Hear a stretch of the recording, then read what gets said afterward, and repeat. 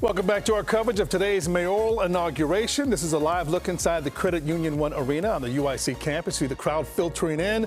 This morning's ceremony gets underway at 10:30. In about 45 minutes, Brandon Johnson will be sworn in as Chicago's 57th mayor, succeeding Lori Lightfoot. All right, so we just heard from Muga Udigwe outside. Let's bring in CBS 2's Marie Saavedra inside Credit Union One Arena. Marie, how's it feel in there? We see the seats are already starting to fill up.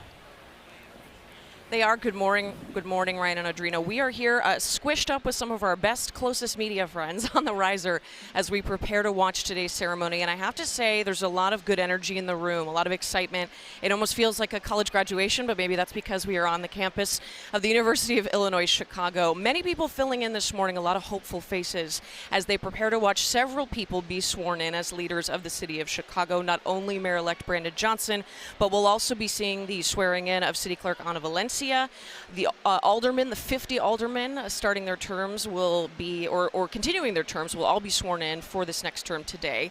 We also expect to see City Treasurer Melissa Conyers-Ervin sworn in. Then it will be Mayor-elect Brandon Johnson who takes his oath of office. We're in for a pretty interesting program. We got to look at it this morning. I'm sure you've been talking a little bit about it, but it seems to be a really beautiful mix of heritages, cultures, faiths happening at this ceremony today. No doubt a rich reflection of all of the things that make the people of the city of Chicago part of the city of Chicago. We'll be hearing a blessing from a rabbi, invocations and benedictions from various reverends. We're going to have the inaugural poet laureate reading some poetry today. That should be interesting, along with several different musical performances, again stretching lots of different genres of music, cultures. Should be a really beautiful representation today, so we're looking forward to that. In the meantime, we are seeing the seats fill up. A few dignitaries. I just ran into Jan Schakowsky in the hallway, and we are getting ready to watch this important step in the history of Chicago, swearing in our 57th mayor, happen in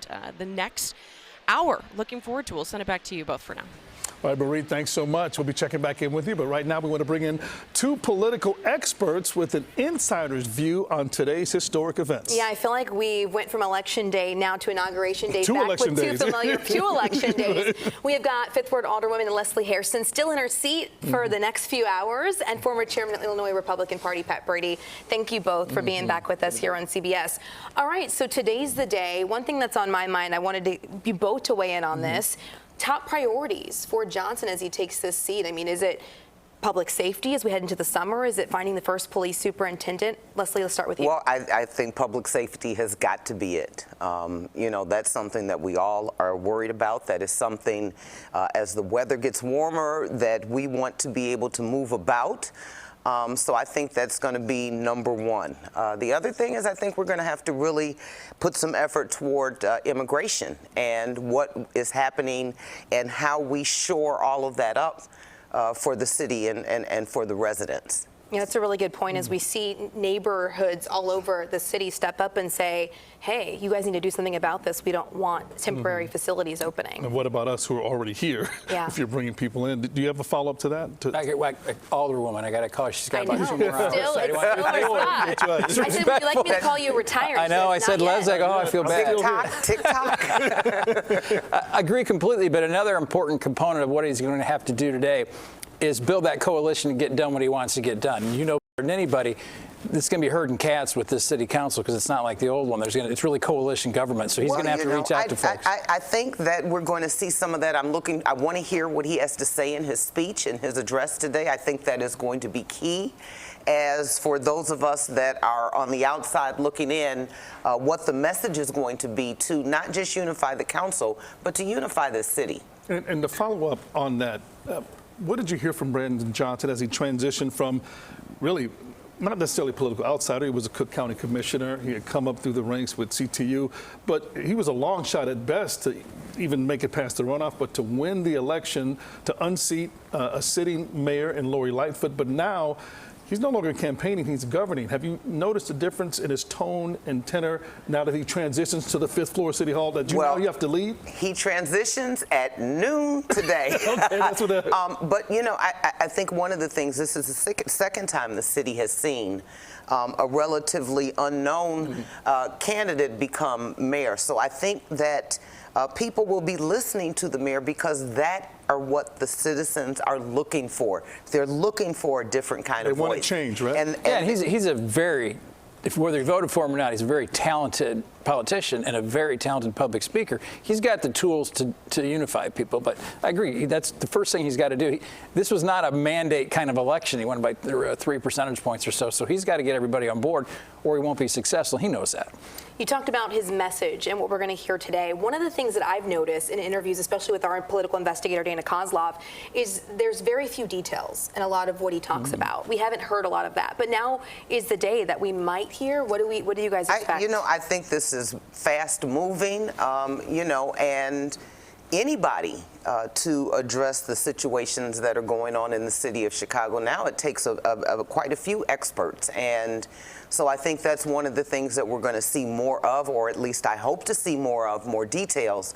But the other thing is we have to think about what details do you really want to know?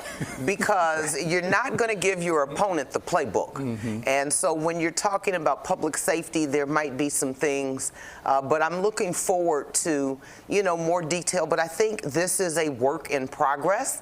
And I think that the mayor-elect will admit that. I don't know everything. We are trying to figure out what is going to work best for the city of Chicago and for the citizens of Chicago. And that shows leadership and intelligence to say, I don't know what I don't know. Right. And not act like you're the smartest person in the room. But right now we want to bring in our anchor team from the weekend, Dana Kozlov and Chris Ty. They're both posted up at City Hall, where more events will be happening later this afternoon as Brandon Johnson takes office. Dana, Chris? Yeah, that's right, Ryan.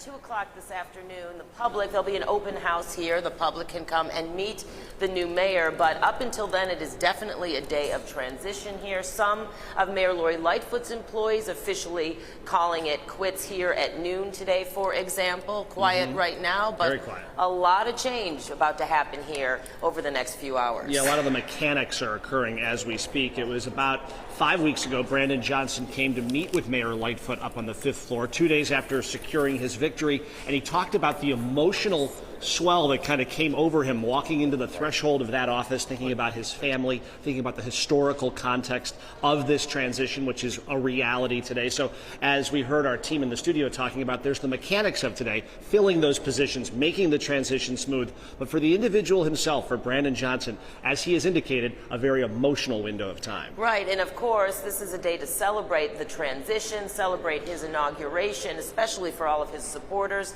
But then this is where the business, this is where the work will get done. And as you guys were just talking about, there is an awful lot that he says he wants to do that he now needs to try to make good on.